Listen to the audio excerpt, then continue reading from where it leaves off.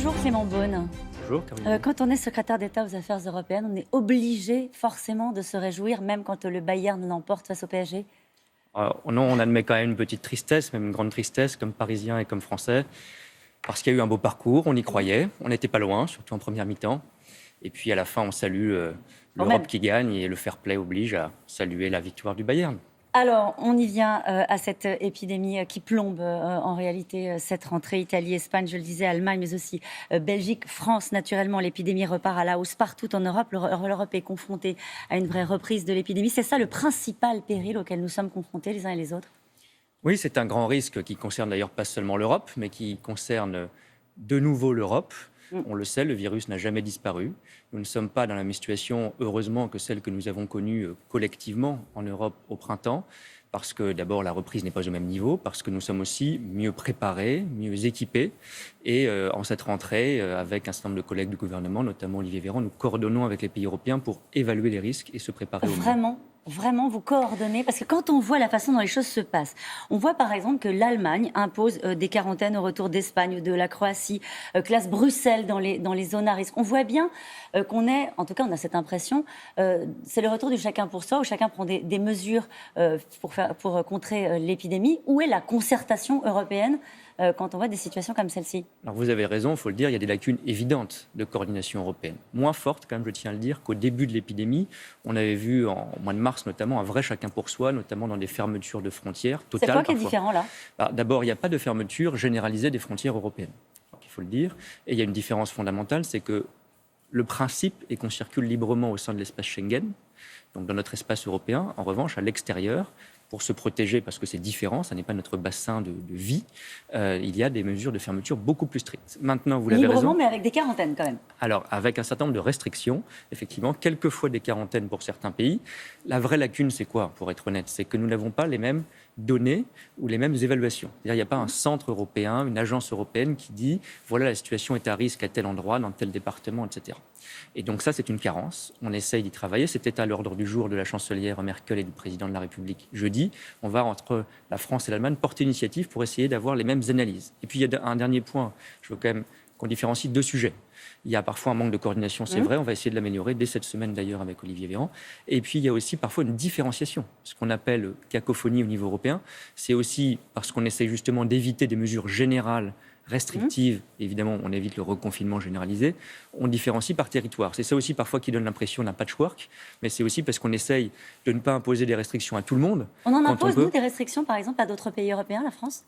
On a un certain nombre de recommandations, par exemple, de ne pas voyager, on l'a dit au début de l'été, le Premier ministre l'a dit, en Catalogne, par exemple.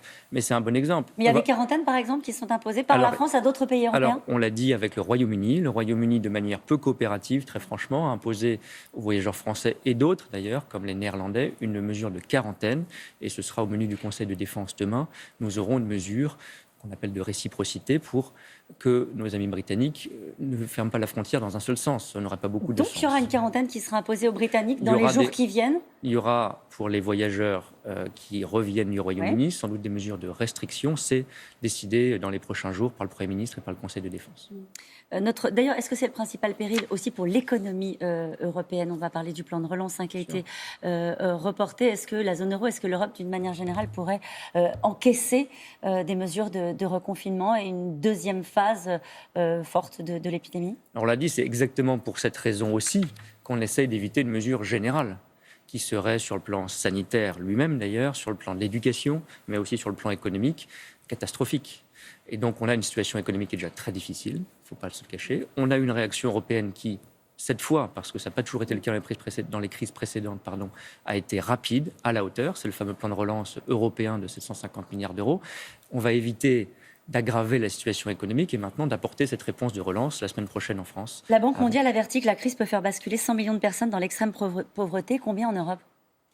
En Europe, on espère que c'est un peu moins, mais on a un risque de quelques millions de personnes qui, en situation de précarité ou de pauvreté, vont avoir une situation plus difficile, évidemment à cause de la crise. Il ne faut pas se mentir, le plan de relance n'empêchera pas une situation difficile, mais il peut permettre à notre économie de rebondir plus vite et de limiter l'effet économique de cette crise. Clément Beaune, il y a urgence pour faire face à la situation de l'épidémie, mais aussi la situation des conséquences économiques. Alors on ne comprend pas pourquoi ce plan de relance français a été reporté, d'autant que le plan de relance allemand, il est déjà entré en application. Ça s'est même passé avant les vacances. Pourquoi est-ce qu'on prend autant de temps? Alors j'insiste, on ne perd pas un jour sur la réponse économique et sur la relance. Alors qu'est-ce qu'on fait? D'abord, le plan de relance, il est prêt. Il va être présenté la semaine prochaine.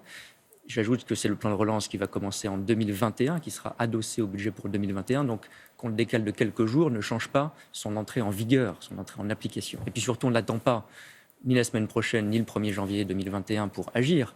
Il y a des mesures d'urgence qui sont prises depuis le premier jour de la crise sur le plan économique. Alors qu'est-ce qu'on fait? Qu'est-ce que doivent entendre les Français quand on leur dit on va attendre une semaine? On ne va pas attendre une semaine, on va prendre une semaine pour se concentrer sur la situation sanitaire, expliquer les mesures qui vont rentrer en vigueur en entreprise, à l'école. Et je pense que pour beaucoup de parents, pour beaucoup de salariés qui reprennent ces jours-ci ou la semaine prochaine le chemin du travail, le chemin de l'école ou leurs enfants, c'est important de pouvoir faire cette pédagogie. Parce qu'il faut convaincre, parce que vous pensez qu'il peut y avoir des formes de résistance de la part des Français pour porter le masque toute la journée, notamment dans l'entreprise, ou pour les enfants pour porter le masque toute la journée au collège et au lycée? Il faut expliquer et convaincre parce qu'on doit vivre avec le virus.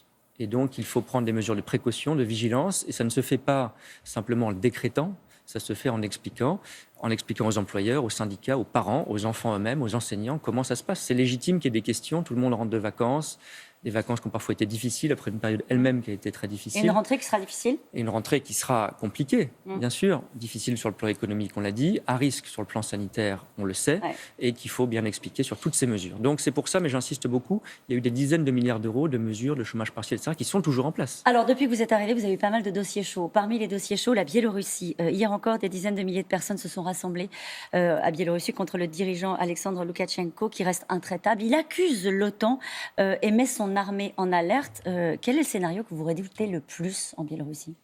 Il faut absolument éviter évidemment une répression qui soit encore plus violente que celle qu'on connaît, parce que la situation aujourd'hui est déjà une situation de répression violente par le pouvoir.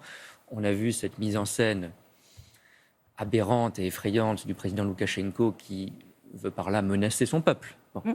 Donc le premier message européen, c'est d'abord que nous sommes aux côtés du peuple biélorusse. Ça veut dire quoi quand on dit ça? Ça veut dire d'abord, quand vous êtes manifestant et que vous risquez votre vie, que vous risquez votre peau pour la démocratie et pour les droits, je crois que le minimum que les Européens peuvent faire, c'est de témoigner de ce soutien. Il n'y a jamais une solution qui est imposée de l'extérieur, il faut être honnête. Il y a une mobilisation extrêmement courageuse, d'une ampleur inédite dans ce pays, face à un régime extrêmement brutal, donc il faut apporter ce soutien. Il y a des mesures de sanctions aussi, qui ont été prises de manière ciblée, pas pour frapper le peuple biélorusse, mais les dirigeants ces derniers jours par les pays européens. Et nous continuerons à mettre cette pression sur le pouvoir en place à Minsk pour assurer une transition démocratique le plus rapidement possible. Merci beaucoup, Clément Beaune. C'était vos premières aux 4 vérités. Merci. C'était une première.